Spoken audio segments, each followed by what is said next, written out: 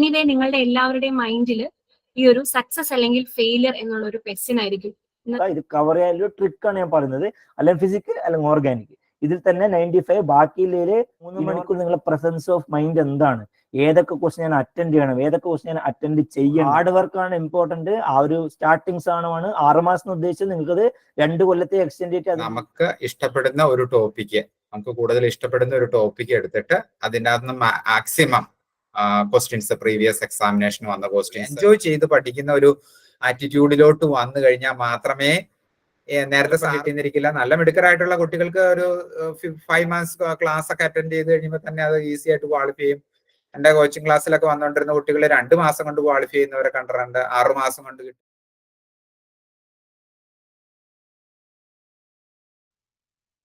Okay, good evening all. Welcome to I Think Chemistry and എൻ്റെ പേര് Evelyn. ഞാനാണ് ഇന്നത്തെ നിങ്ങളുടെ ഈ വെബിനാറിന്റെ ഹോസ്റ്റ് ആയിട്ടിരിക്കുക.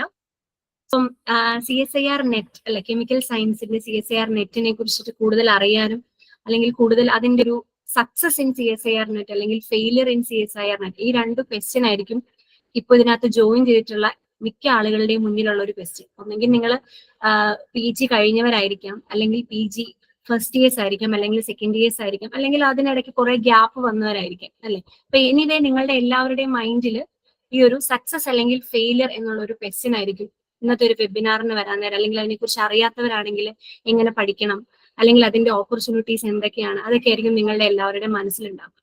അപ്പം നമ്മൾ from part of I Think Chemistry നമ്മളും അത് തന്നെയാണ് നിങ്ങൾക്ക് ഇന്ന് സോൾവ് ചെയ്ത് തരാൻ പോകുന്നത്.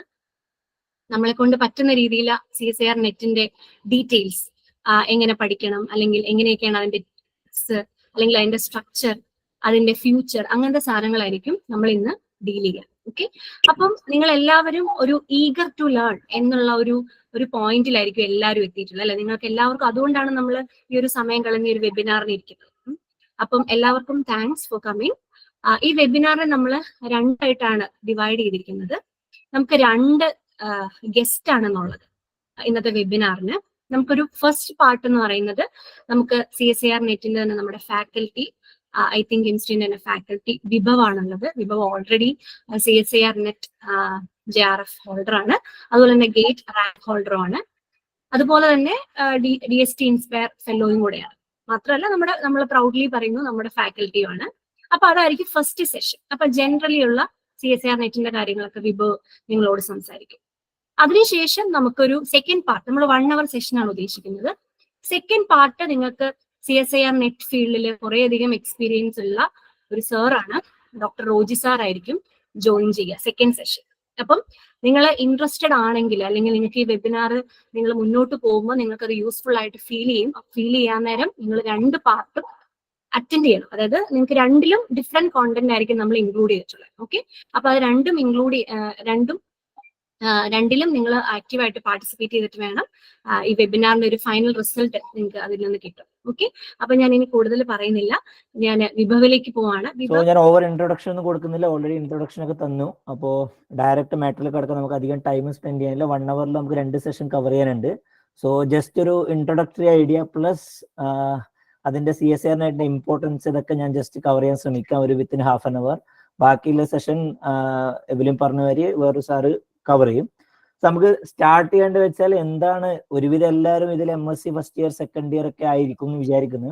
അപ്പൊ ജനറലി ഇത് മനസ്സിൽ എയിം വെച്ചിരിക്കുന്നവരായിരിക്കും എന്ന് ഞാൻ വിചാരിക്കുന്നത്. അപ്പോ അതിനെക്കുറിച്ച് കൂടുതൽ ബേസിക് ഇൻട്രൊഡക്ഷൻ തരേണ്ട ആവശ്യമില്ല തോന്നുന്നു. ബട്ട് സ്റ്റിൽ അപ്പൊ ഇതിന്റെയൊക്കെ ഇമ്പോർട്ടൻസ് എന്താണ് മനസ്സിലാവുക വെച്ചാൽ, നമ്മൾ ഹയർ എഡ്യൂക്കേഷന് വേണ്ടിയിട്ടുള്ള ഒരു ഇമ്പോർട്ടൻറ്റ് കോമ്പറ്റേറ്റീവ് എക്സാം ആണ് ഈ നെറ്റ് എന്ന് പറയുന്നത്. നാഷണൽ ടെസ്റ്റിംഗ് ഏജൻസി നടത്തുന്ന ഒരു CSIR നെറ്റ് എക്സാം. അപ്പോ ഇത് ജനറലി ഇയർലി 2 times ആണ്. ഇതൊക്കെ ബേസിക്കലി നിങ്ങൾക്ക് അറിയാം. അപ്പൊ ഇതിന്റെയൊക്കെ യൂസ് എന്താന്ന് വെച്ചാൽ, ഇപ്പൊ നമ്മൾ മാസ്റ്റേഴ്സ് കഴിഞ്ഞു കഴിഞ്ഞാൽ ഹയർ സ്റ്റഡിക്ക് പോകാൻ ഉദ്ദേശമുള്ള കുട്ടികൾ മെയിനായിട്ട് നോക്കുക PhD റിസർച്ച് ആണ്.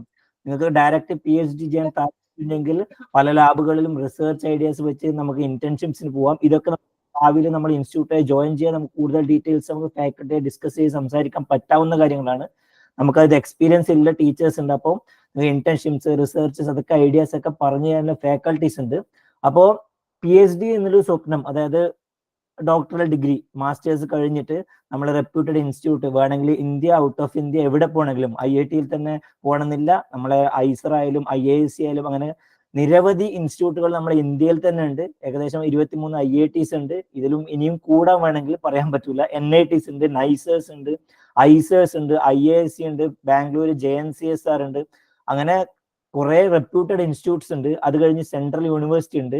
ഇവിടൊക്കെ നിങ്ങൾക്ക് PhD ചെയ്യാവുന്നതാണ്. PhD ചെയ്ത് പുറത്തിറങ്ങിയാൽ നമുക്ക് മുന്നിലോട്ടുള്ള ഹയർ സ്റ്റഡീസ് കൊണ്ട് അല്ലെങ്കിൽ നമുക്ക് ജോലി കിട്ടാനും ഇതിനൊക്കെയുള്ള കുറച്ചും കൂടെ സാധ്യത കൂടുകയാണ് ഉണ്ടാവുന്നത്. അപ്പൊ CSIR നെറ്റ് മാത്രമല്ല, നമുക്ക് ഇപ്പം PhDക്ക് പോകണമെങ്കിൽ മെയിൻ ആയിട്ട് കാറ്റഗറീസ് വരെ. ഒന്ന് JRF, CSIR നെറ്റിലെ JRF എന്താണ്, JRF നെറ്റ് ഇതൊക്കെ ഞാൻ പറയാം. അപ്പോ ഈ CSIR എക്സാം ക്വാളിഫൈ ചെയ്യുക. ഞാൻ നെറ്റ് JRF പ്രോപ്പറായി ഇപ്പൊ മെൻഷൻ ചെയ്യുന്നതിൽ എന്താണ് ഡിഫറൻസ് ഞാൻ പറഞ്ഞുതരാം. അപ്പൊ ഒരു എക്സാമിന്റെ ക്വാളിഫിക്കേഷൻ ഇതാണ്. നിങ്ങൾ PhDസിന് ഇന്റർവ്യൂ ക്ലിയർ ആണ് മോസ്റ്റ് ഓഫ് ദ ഇൻസ്റ്റിറ്റ്യൂട്ടിലും. നിങ്ങൾ ഇന്റർവ്യൂവിന് പോയിട്ട് ഇത് ഒരു ക്വാളിഫിക്കേഷൻ ആണ്, എക്സാം ക്വാളിഫൈ ചെയ്തിട്ട് നിങ്ങളെ ക്വാളിഫിക്കേഷൻ ആണ് ഇത് PhDക്ക് അറ്റൻഡ് ചെയ്യാനുള്ളത്. IITസിലായാലും NITs ഞാൻ പറഞ്ഞ ഇൻസ്റ്റിറ്റ്യൂട്ട്സിലൊക്കെ. അതുപോലെയുള്ള വേറൊരു ക്രൈറ്റീരിയ ആണ് ഗേറ്റ്. സത്യം പറഞ്ഞാൽ ജനറലി എഞ്ചിനീയറിംഗിന്റെ മെയിൻ എക്സാം ആണ്. So little more easy to cover for our science subject. കുറച്ചും കൂടെ ഈസി ആയിരിക്കും CSIR നെറ്റ് വെച്ച് നോക്കുമ്പോൾ. കെമിസ്ട്രിക്ക് CSIR നെറ്റ് ആണ്. സോ ഗേറ്റ് കുറച്ചും കൂടെ കമ്പാരിറ്റീവ്ലി ഈസി ആണ്. But still it's not that easy, but still compare to CSIR. പിന്നുള്ളതാണ് ഞാൻ DSTന്റെ ഇൻസ്പയർ എന്ന് പറഞ്ഞ ആരെങ്കിലും ഇവിടെ ഇരിക്കുന്ന കുട്ടികൾക്ക് ആരെങ്കിലും അത് ഓൾറെഡി കിട്ടുന്നുണ്ടോ എനിക്കറിയില്ല. DST inspire one of the golden opportunity ആണ്. +2 മാർക്ക് കഴിഞ്ഞിട്ട് ഇപ്പൊ MSc കഴിഞ്ഞവർക്ക് ഇനിയും അപ്ലൈ ചെയ്യാം. +2 മാർക്ക് കഴിഞ്ഞിട്ട് അറിയാത്തവരുണ്ടെങ്കിൽ ഇതിന്റെ ഇൻസ്പയറിനെ കുറിച്ച് മാത്രം ഞാൻ വേണമെങ്കിൽ പിന്നൊരു സമയത്ത് സംസാരിക്കാം. ഇപ്പൊ അതിനെക്കുറിച്ച് സംസാരിച്ച അരമണിക്കൂർ അതിനു വേണ്ടി പോകും. സോ DST ഇൻസ്പയറിന്റെ ഒരു ഫെലോഷിപ്പ് സ്കീം ഉണ്ട്. അത് കുറച്ചും കൂടെ ബെറ്റർ ഓപ്ഷൻ ആണ്. സോ ഇതൊക്കെയാണ് ബേസിക് ക്വാളിഫിക്കേഷൻ. വേറെ ക്വാളിഫിക്കേഷൻ ഉണ്ട്, പക്ഷെ ഇതൊക്കെയാണ് important qualification to attend an interview for PhD, getting PhD in some institute like reputed institute like IITs and NITs. ഞാൻ സെൻട്രൽ യൂണിവേഴ്സിറ്റി കറക്റ്റ് പ്രോപ്പർ ആയിട്ട് ഞാൻ ചെക്ക് ചെയ്തിട്ടില്ല, പക്ഷെ but still IIT, NITs, reputed ഇൻസ്റ്റിറ്റ്യൂട്ടിലെല്ലാം ഇങ്ങനത്തെ PhD ഇന്റർവ്യൂ അറ്റൻഡ് ചെയ്യണമെങ്കിൽ ഇതിലേതെങ്കിലും minimum നിങ്ങൾക്ക് ക്വാളിഫൈ ചെയ്തിരിക്കണം. അപ്പൊ CSIR നെറ്റിന്റെ ഇമ്പോർട്ടൻസ് ഇതൊക്കെ തന്നെയാണ്. നമ്മളെ PhDക്ക് പോകണമെങ്കിൽ എക്സാം ക്വാളിഫൈ ചെയ്യണമെങ്കിൽ നിങ്ങൾ MSc തന്നെ ചില കുട്ടികൾ സ്പെഷ്യലൈസേഷൻ എടുത്തിട്ട് ഞാൻ കണ്ടിട്ടുണ്ട്. ഞാൻ പഠിക്കുന്ന സമയത്തൊക്കെ MSc പല ഇൻസ്റ്റിറ്റ്യൂട്ട്സിലും നമ്മളെ കുസാറ്റിലായാലും അവിടെയൊക്കെ പല ഇൻസ്റ്റിറ്റ്യൂട്ട്സ് MScയിൽ തന്നെ organic chemistry, applied chemistry, physical തന്നെ അല്ലെങ്കിൽ പോളിമർ കെമിസ്ട്രി, MScയിൽ തന്നെ സ്പെഷ്യലൈസേഷൻ പഠിക്കുന്ന കുട്ടികളുണ്ട്. ഞാൻ സത്യം പറഞ്ഞാൽ എന്നോട് ചോദിച്ച പല സ്റ്റുഡൻസിനോട് ഞാൻ നോ പറയാറാണ്. അത് എന്റെ സ്വന്തം പെർസെപ്ഷൻ ആണ്. കാരണം നമ്മൾ MSc വരെയെങ്കിലും കെമിസ്ട്രി പ്രോപ്പറായി ജനറൽ കെമിസ്ട്രി പഠിച്ചിരിക്കണം. കാരണം MSc കഴിഞ്ഞ് നമ്മൾ എഴുതാൻ പോകുന്ന ഈ ഒരു എക്സാം മെയിനായിട്ട് 3 പാർട്ടായിട്ടാണ്. ബട്ട് സ്റ്റിൽ മെയിനായിട്ട് ഇനോർഗാനിക്, ഓർഗാനിക്, ഫിസിക്കൽ ആണ്. ബട്ട് സ്റ്റിൽ അതിൽ അനലറ്റിക്കലും സ്പെക്ട്രോസ്കോപ്പിയും എല്ലാം വരും. അപ്പൊ നിങ്ങൾ MSc കഴിഞ്ഞിട്ട് എക്സാമിന് പോകുമ്പോൾ MSc ജസ്റ്റ് ഒരു സ്പെഷ്യലൈസ്ഡ് സബ്ജക്ട് 2 ഇയർ പഠിച്ചിട്ടാണ് ഈ ഒരു എക്സാം പ്രിപ്പയർ ചെയ്യാൻ പോകുന്നെങ്കിൽ അതിന്റെ ഒരു ബുദ്ധിമുട്ട് നിങ്ങൾ ഫീൽ ചെയ്യും. അപ്പൊ MSc സ്റ്റാർട്ട് ചെയ്യുന്നവരാണ് ജനറൽ കെമിസ്ട്രി തന്നെ മുന്നോട്ട് പോകാൻ ശ്രമിക്കുക. മെയിനായിട്ട് ഇമ്പോർട്ടൻസ് ഇതൊക്കെ തന്നെയാണ്. അപ്പൊ നമുക്ക് എപ്പോൾ സ്റ്റാർട്ട് ചെയ്യാന്നുള്ളൊരു ചോദ്യമുണ്ട്. ഇപ്പം പല കുട്ടികളും MSc ഫസ്റ്റ് ഇയറിന് സ്റ്റാർട്ട് ചെയ്യാനുള്ളൊരു പ്ലാൻ ഉണ്ട്. MSc സെക്കൻഡ് ഇയർ കഴിഞ്ഞിട്ട് സ്റ്റാർട്ട് ചെയ്യാൻ മതിയോ, അങ്ങനത്തെ ഒരു ചോദ്യമുണ്ട്. ഇനി MSc തന്നെ ഫസ്റ്റ് സ്റ്റാർട്ട് ചെയ്യുമ്പോൾ തന്നെ ഈ ഒരു കോച്ചിങ്ങിന് പോവുകയാണെങ്കിൽ അല്ലെങ്കിൽ സ്വന്തമായിട്ട് പഠിക്കാൻ പറ്റുമോ, ഈ MSc കെമിസ്ട്രി സിലബസ് നമ്മൾ ഏത് ഇൻസ്റ്റിറ്റ്യൂട്ടിലാണോ പഠിക്കുന്നത് അത് പഠിച്ചുകൊണ്ട് തന്നെ ഇതും കവർ ചെയ്യാൻ പറ്റുമോ, ഇങ്ങനത്തെ പല ചോദ്യങ്ങളും പല കുട്ടികളുടെ മനസ്സിലുണ്ടാവും. കവർ ചെയ്യാൻ പറ്റാവുന്നതാണ്. നിങ്ങൾക്ക് സത്യം പറഞ്ഞാൽ ഞാൻ മിനിമം 6 months പറയാം. പക്ഷേ 6 months വരുന്ന ഒരു ടൈറ്റ് ഷെഡ്യൂൾ ആയിരിക്കും. നിങ്ങൾ ഇതിനു വേണ്ടിയിട്ട് കംപ്ലീറ്റ് ഡെഡിക്കേറ്റഡ് ആയി വർക്ക് ചെയ്യാൻ പറ്റുന്ന 24 മണിക്കൂർ, ചിലപ്പോൾ ഒരു 15 മണിക്കൂർ ഡെയിലി നമ്മൾ ഇനി വർക്ക്ഔട്ട് ചെയ്യാൻ തയ്യാറാണ്. 6 മാസമാണ് നമ്മളെ മനസ്സിലെങ്കിൽ. പക്ഷേ MSc ഫസ്റ്റ് ഇയർ തൊട്ടേ നമുക്ക് ഇത് കവർ ചെയ്യാൻ പറ്റുന്ന സാധനമാണ്. കാരണം നമ്മളിപ്പോൾ +2 തൊട്ട് തുടങ്ങുമ്പോൾ +2 കഴിഞ്ഞിട്ട് നമ്മളെ ഗ്രാജുവേഷന് പോകുമ്പോൾ JEE എന്ന് പറഞ്ഞൊരു എക്സാം ഉണ്ട്, അല്ലെങ്കിൽ NEET എന്ന് പറഞ്ഞൊരു എക്സാം ഉണ്ട്, എഞ്ചിനീയറിംഗ് JEE, പിന്നെ JAM എന്ന് പറഞ്ഞൊരു എക്സാം ഉണ്ട് പോസ്റ്റ് ഗ്രാജുവേഷൻ. അത് കഴിഞ്ഞ് CSIR നെറ്റ് PhDക്ക് വേണ്ടിയിട്ട്. അപ്പൊ ഈ JEEക്കും JAMനൊക്കെ സത്യം പറഞ്ഞാൽ നമ്മളൊക്കെ പഠിക്കുമ്പോൾ നമ്മൾ പലതും കെമിസ്ട്രി പഠിക്കുമ്പോൾ ചിലതൊക്കെ നമ്മൾ പറയും ഔട്ട് ഓഫ് സിലബസ് ആണ്, ഇത് എക്സാമിന്റെ സിലബസിൽ ഇല്ല, അങ്ങനെ പലതും പറയാറുണ്ട്. പക്ഷെ നമ്മൾ മുന്നോട്ട് പോകുന്തോറും നമ്മളെ കെമിസ്ട്രിന്റെ സിലബസ് ഓപ്പണായി വരികയാണ്. അപ്പൊ CSIR നെറ്റിൽ സത്യം പറഞ്ഞാൽ നിങ്ങൾ ഒരു ടോപ്പിക് സാർ ഇതിന്റെ സിലബസിൽ ഉണ്ടോ ചോദിച്ചാൽ ഞാൻ ഉണ്ട് പറയും, കണ്ണും പൂട്ടി പറയും. കാരണം കെമിസ്ട്രിയിൽ ഉള്ളത് എല്ലാം ഈ എക്സാമിന് കവർ ചെയ്യേണ്ടതുണ്ട്. ഞാൻ പറയുന്നത് അങ്ങനെ വെച്ചാൽ കാരണം ആ ഒരു രീതിയിലാണ് നമ്മൾ CSIR നെറ്റ് നമ്മൾ അപ്രോച്ച് ചെയ്യേണ്ടത്. ഒന്ന് ഇത് സിലബസിൽ ഇല്ല, അത് സിലബസിൽ ഇല്ല, അങ്ങനെയല്ല. സ്ട്രാറ്റജീസ് വെട്ടി നമ്മൾ അവസാനം കുറച്ച് 1-2 മാസം പഠിക്കുമ്പോൾ ചിലപ്പോൾ അങ്ങനെയൊക്കെ പഠിക്കേണ്ടി വരും. പക്ഷെ നമ്മൾ സ്റ്റാർട്ട് ചെയ്യുമ്പോൾ തന്നെ സ്മാർട്ട് വർക്ക് വെച്ച് ചെയ്യരുത്, നമ്മൾ ഹാർഡ് വർക്കാണ് സ്റ്റാർട്ട് ചെയ്യേണ്ടത്. അപ്പൊ ഇതൊക്കെ സ്ട്രാറ്റജിയുടെ അവസാനം നമുക്ക് എക്സാം എഴുതാൻ പോകുന്നവർക്ക് സംസാരിക്കാൻ പറ്റുന്ന കാര്യങ്ങളാണ്. അപ്പൊ ഇതൊക്കെയാണ് CSER ഒരു ഇമ്പോർട്ടൻസിന്റെ ഇൻട്രൊഡക്ഷൻ. കാരണം നമ്മിപ്പോ ഈ MSc കഴിഞ്ഞിട്ട് ഈ നെറ്റ് എന്താണ് JRF ഞാൻ പറയാം, പക്ഷെ സ്റ്റിൽ ചില കുട്ടികൾക്കും അറിയുന്നുണ്ടാവും എന്താണ് CSER നെറ്റ് JRF. നമ്മൾ എക്സാമിന്റെ ഒരു പാറ്റേൺ ഇതൊക്കെ പറയുമ്പോൾ ഞാൻ എന്താണ് ഈ CSER നെറ്റ് ഡിഫറൻസ്, എന്താണ് CSER JRF, അത് രണ്ടും ഡിഫറെന്റ് ആണോ, ഇതൊക്കെ ഞാൻ പ്രോപ്പറായി പറഞ്ഞുതരാം. പക്ഷെ ഈ പ്രിപ്പറേഷൻ നിങ്ങൾ മനസ്സിലാക്കേണ്ടത് വെച്ചാൽ 6 മാസം ഞാൻ പറഞ്ഞത് മിനിമം ആണ്. അപ്പൊ നിങ്ങൾക്ക് MSc ഫസ്റ്റ് ഇയർ സ്റ്റാർട്ട് നിങ്ങൾ ഏതെങ്കിലും ഒരു കോളേജ് ചേർന്ന് കഴിഞ്ഞാൽ പാരലായിട്ട് ചെയ്യാൻ പറ്റുന്ന ഒരു കാര്യമാണ് ഈ CSER നെറ്റ് പ്രിപ്പറേഷൻ. കാരണം നമ്മൾ ഓരോ സ്റ്റെപ്പ്, നമുക്ക് MSc പഠിക്കുമ്പോൾ നമ്മൾ കംപ്ലീറ്റ് കെമിസ്ട്രി ആണ് പഠിക്കുന്നത്. അപ്പൊ അതിന്റെ പാരലായിട്ട് കവർ ചെയ്യാൻ പറ്റുന്ന ഒരു ടോപ്പിക്സ് ആണ്. പല ടോപ്പിക്സ് നമ്മൾ MSc കെമിസ്ട്രി തന്നെ പഠിക്കുന്നതാണ്. സോ അതിന്റെ പാരലായിട്ട് നിങ്ങൾക്ക് ടൈം കണ്ടെത്തി പഠിക്കാൻ പറ്റുന്നതാണ്. പക്ഷെ നിങ്ങൾ ഒരിക്കലും വിചാരിക്കാതെ വളരെ ഈസി ആയിട്ട് പഠിക്കാൻ പറ്റും. പക്ഷെ അതൊരിക്കലും നിങ്ങൾ ചെയ്യരുത്. നിങ്ങൾ എയിം, ഞാൻ ഒരു IIT അല്ലെങ്കിൽ ഇന്ത്യയിൽ അല്ലെങ്കിൽ ഔട്ട് ഓഫ് ഇന്ത്യ അല്ലെങ്കിൽ ഇന്ത്യയിലൊരു IIT ഡൽഹി പോകണം, അത് PhD ചെയ്യണം, അങ്ങനത്തെ ഒരു ആഗ്രഹം ഉണ്ടെങ്കിൽ നിങ്ങൾ MSc ഫസ്റ്റ് ഇയർ തൊട്ടുമ്പോൾ ഹാർഡ് വർക്ക് ചെയ്യാനൊരു മെന്റാലിറ്റി ക്രിയേറ്റ് ചെയ്തേ പറ്റൂ. 24 മണിക്കൂറിന് ഒരിക്കലും ഞാൻ JEE പഠിക്കുന്ന സ്റ്റുഡൻസിനോട്, +2 പഠിക്കുന്ന കുട്ടികളോട് പറയാറ് തന്നെയാണ്, ഒരിക്കലും എക്സാമിന്റെ ഡിഫിക്കൽട്ടി കൂടുന്നതിന് അനുസരിച്ചിട്ട് നമ്മളെ 24 ഹവറിന് ഒരു ചേഞ്ചും വരാൻ പോകുന്നില്ല. നമ്മൾ അതെങ്ങനെയാണ് യൂട്ടിലൈസ് ചെയ്യുന്നുള്ളതാണ് മാറാൻ പോകുന്നത്. 24 മണിക്കൂർ 4 മണിക്കൂർ പഠിക്കുന്നവരുണ്ടാവാം, 20 മണിക്കൂർ പഠിക്കുന്നവരുണ്ടാവാം. IASന്റെ ഒക്കെ ചില അവരെ ഇന്റർവ്യൂ ഒക്കെ കേട്ടാൽ മനസ്സിലാവും 15-16 hours ഒക്കെ ഡെയിലി പഠിക്കാൻ വേണ്ടി സ്പെൻഡ് ചെയ്യുന്നവരുണ്ട്. ഇങ്ങനത്തെ കുറച്ച് മോട്ടിവേഷൻ ഒക്കെ നമുക്ക് ഉണ്ടാവണം എന്തായാലും, എന്നാലേ കാര്യങ്ങൾ മുന്നോട്ട് പോകൂ. പക്ഷെ ഞാൻ പറയുന്നതാണ്, നിങ്ങൾ MSc ഫസ്റ്റ് ഇയർ തൊട്ട് തന്നെ ഈ ഒരു എയിം വെച്ച് സ്റ്റെപ്പ് ബൈ സ്റ്റെപ്പ് ആയിട്ട് പഠിക്കാൻ പറ്റും. ഉറപ്പായിട്ട് അങ്ങനെ പഠിക്കുന്നതിന് ബെറ്റർ ഓപ്ഷൻ. അവസാനത്തെ 6 months ആണെങ്കിൽ കുറച്ചും കൂടെ ഹെക്ടിക് ആവും. But still it's not possible അല്ല ഞാൻ പറയില്ല, ബട്ട് സ്റ്റിൽ കുറച്ചും കൂടെ ടഫ് ആവും. MSc ഫസ്റ്റ് ഇയർ തൊട്ടേ സ്റ്റെപ്പ് ബൈ പഠിക്കുന്നതാവും ബെറ്റർ ഓപ്ഷൻ എന്നാണ് എൻ്റെ ഒരു പെർസെപ്ഷൻ. നിങ്ങൾക്ക് ഓരോ ടോപ്പിക്കായിട്ട് മെല്ലെ മെല്ലെ പഠിച്ചിട്ട് പോകും, അതായിരിക്കും കുറച്ചും കൂടെ ഈസിയാണ്. ഞാൻ ജസ്റ്റ് CSER നെറ്റ് എന്താ, JRF എന്താ, അതിന്റെ എക്സാം പാറ്റേൺ എന്താ ജസ്റ്റ് ഒന്ന് പറയും. സോ ഞാൻ ജസ്റ്റ് എക്സാമിന്റെ പാറ്റേൺ പറഞ്ഞുതരാം. അപ്പോ നമ്മളെ CSER chemical science,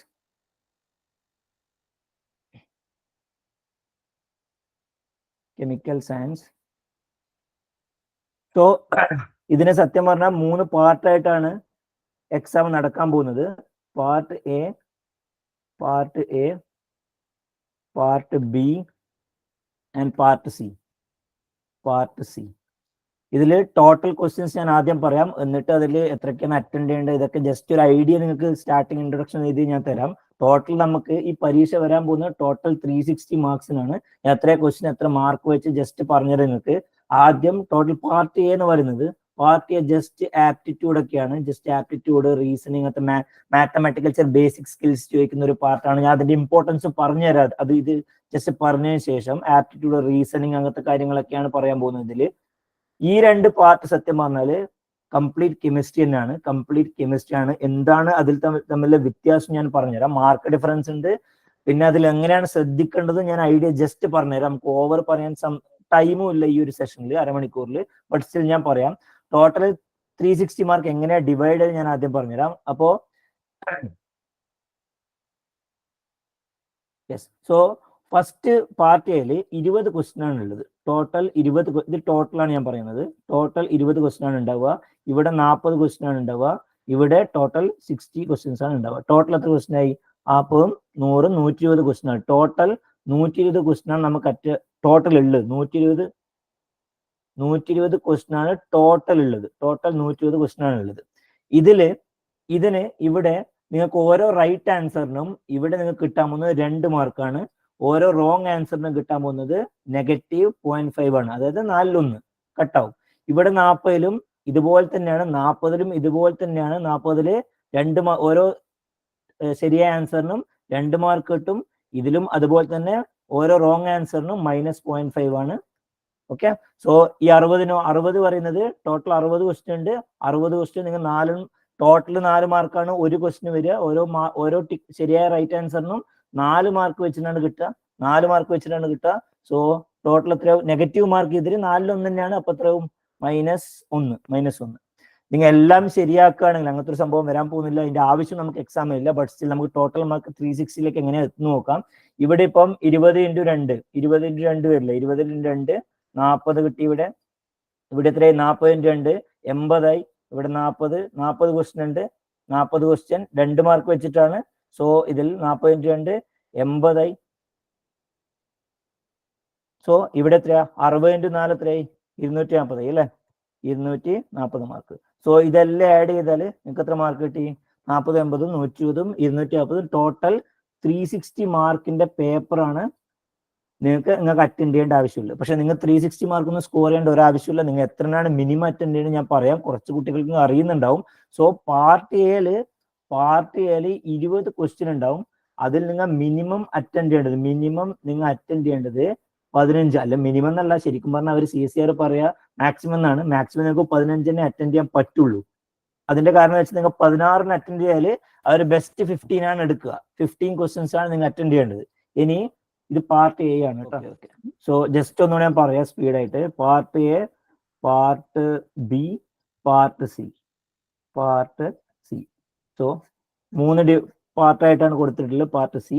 so total നമുക്ക് വരാൻ പോകുന്നത് പാർട്ട് എ, ഞാൻ എന്താണ് കണ്ടന്റ് ഞാൻ കഴിഞ്ഞ സ്ലൈഡ് പറഞ്ഞു, reasoning aptitude. Part B, part C complete chemistry ആണ്. സോ ടോട്ടൽ ക്വസ്റ്റ്യൻ വരാൻ പോകുന്നത് ഇവിടെ 20 ക്വസ്റ്റ്യൻസ് ആണ്, ഇവിടെ 40 ക്വസ്റ്റ്യൻസ് ആണ്, ഇവിടെ 60 ക്വസ്റ്റ്യൻസ് ആണ്. സോ ഇവിടെ മാർക്കിംഗ് സിസ്റ്റം ഓരോ കറക്റ്റ് ആൻസറിനും ഇവിടെ നിങ്ങൾക്ക് കിട്ടാൻ പോകുന്നത് 2 മാർക്കാണ്, ഇവിടെ 2 മാർക്കാണ്, ഇവിടെ നിങ്ങൾക്ക് 4 മാർക്ക് കിട്ടും. ഓരോ റോങ് ആൻസറിനും നെഗറ്റീവ്സ് മാർക്കിംഗ് സിസ്റ്റം ഉണ്ട്. ഇവിടെ 0.5 ആണ്, അതായത് -0.5 1/4 നിങ്ങൾക്ക് കട്ടാവും. ഇവിടെ 0.5 ആണ്, 0.5 തന്നെയാണ്. ഇവിടെ 1/4 ആവും, 1 മാർക്കാവും. അപ്പൊ നിങ്ങൾ നോക്കുക, നിങ്ങൾ ടോട്ടൽ കംപ്ലീറ്റ് അറ്റൻഡ് ചെയ്യുകയാണെങ്കിൽ നിങ്ങൾ നോക്കുക, ഇവിടെ 20 × 2 വരും. ടോട്ടൽ എത്രയായി 40 മാർക്കായി. ഇവിടെ 40 × 2 എത്രയായി 80. ഇവിടെ എത്രയായി 60 × 4 240. ടോട്ടൽ ആഡ് ചെയ്യുമ്പോൾ നിങ്ങൾക്ക് കിട്ടാൻ പോകും 40 + 80 + 240 ടോട്ടൽ 360 മാർക്കിന്റെ പേപ്പറാണ് നിങ്ങൾക്ക് വരാൻ പോകുന്നത്. അതാണ് ഞാൻ കഴിഞ്ഞ സ്ലൈഡിൽ എഴുതിയത്, കണ്ടിട്ടില്ലാത്തതുകൊണ്ട് ഒന്നുകൂടെ എഴുതിയാണ്. 360 മാർക്കിന്റെ ഒരു പേപ്പറാണ് നിങ്ങൾക്ക് വരാൻ പോകുന്നത്. പക്ഷേ CSR പറയുന്നത് നിങ്ങൾ പാർട്ട് എ നിങ്ങൾക്ക് മാക്സിമം അറ്റൻഡ് ചെയ്യാൻ പറ്റുന്നത് 15 ക്വസ്റ്റ്യൻസ് ആണ്. എന്താണ് 15 ക്വസ്റ്റ്യൻ മാക്സിമം എന്ന് പറയാൻ കാരണം, നിങ്ങൾ 17 ക്വസ്റ്റ്യൻ അല്ലെങ്കിൽ 20 ക്വസ്റ്റ്യൻ അറ്റൻഡ് ചെയ്ത് വെച്ചാൽ അതിൽ നിങ്ങളെ ബെസ്റ്റ് 15 ആണ് അവർ എടുക്കാൻ പോകുന്നത്. കാരണം 15 മാർക്കേ വേണ്ടു. സോ 16 എഴുതിയാൽ നിങ്ങളെ ബെസ്റ്റ് 15 അവർ എടുക്കുള്ളൂ.